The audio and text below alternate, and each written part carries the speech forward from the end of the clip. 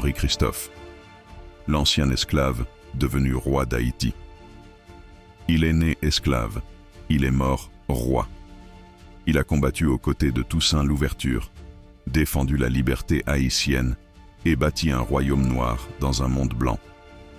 Mais il a aussi gouverné d'une main de fer.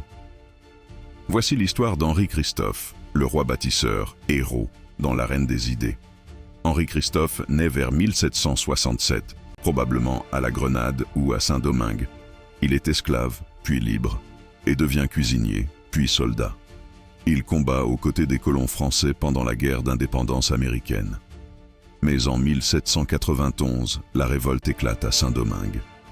Christophe prend les armes, rejoint Toussaint Louverture, puis Jean-Jacques Dessalines. Il devient général, et après l'indépendance de 1804, il est l'un des hommes les plus puissants du nouvel État haïtien. Après l'assassinat de Dessalines en 1806, Haïti se divise. Au sud, Alexandre Pétion, président républicain. Au nord, Henri Christophe, qui se proclame roi en 1811. Il devient Henri Ier, roi d'Haïti.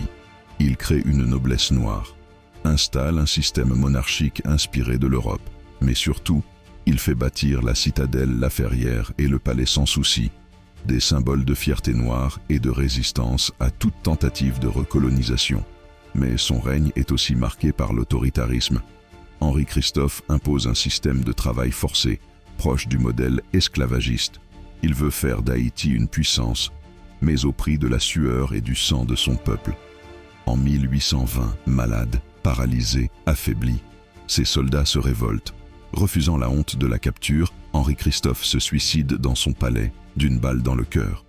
Henri Christophe n'était ni un saint, ni un monstre. Il était un homme né dans les chaînes, obsédé par la grandeur, prêt à tout pour hisser Haïti au rang des nations.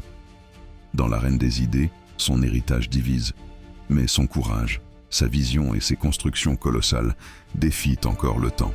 Il n'a pas seulement bâti des murs, il a voulu bâtir un peuple libre,